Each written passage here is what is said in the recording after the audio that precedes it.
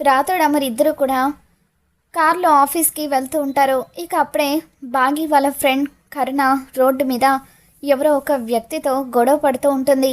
ఇక దాంతో రాతోడ్ కరుణను చూసి కారు ఆపి తన దగ్గరికి వస్తాడు. నూడిల్స్ పాపం అమాయకుడిలాగా ఉన్నాడు, ఏదో తెలియక తప్పు చేసినట్టున్నాడు, వదిలేరాదు అని చెప్పి అంటూ ఉంటాడు. ఇక దాంతో అప్పటి వరకు అతనితో గొడవ పడుతున్న కరుణ, వెళ్ళవయ్యా, ఈసారి నుండి రోడ్డు మీద నడిచేటప్పుడు చూసుకొని వెళ్ళు అని చెప్పి అతన్ని తిట్టి అక్కడి నుండి పంపించేస్తుంది. రాతోడ్ నువ్వా, ఎలా ఉన్నావు అని అంటూ ఉంటే, నేను బాగానే ఉన్నాను, నువ్వెలా ఉన్నావు అని చెప్పి రాతోడ్ అంటూ ఉంటాడు.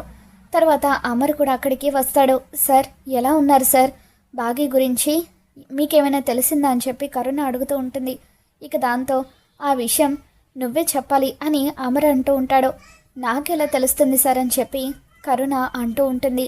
5 ఏళ్ళుగా నేను ఏం తప్పు చేశానో తెలియక టార్చర్ అనుభవిస్తున్నాను అని చెప్పి అమర్ కరుణకి చెబుతూ ఉంటాడు.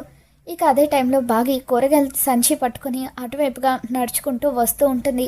కరుణ అమర్తో, ఆ బాగి గిట్లా నాకు కనిపించాలా దాన్ని అని చెప్పి బాగిని తిడుతూ ఉంటుంది.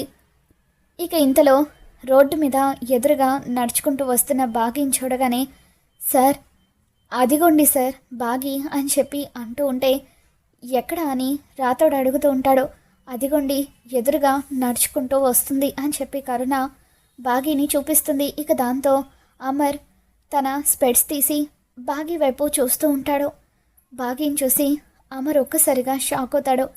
మరి అమర్ బాగి ఇద్దరు కలుసుకోబోతున్నారా, ఏం జరగబోతుందో మళ్ళీ మన ఛానల్లో తెలుసుకుందాం. ఈ వీడియో మీకు నచ్చినట్లయితే తప్పకుండా లైక్ చేయండి.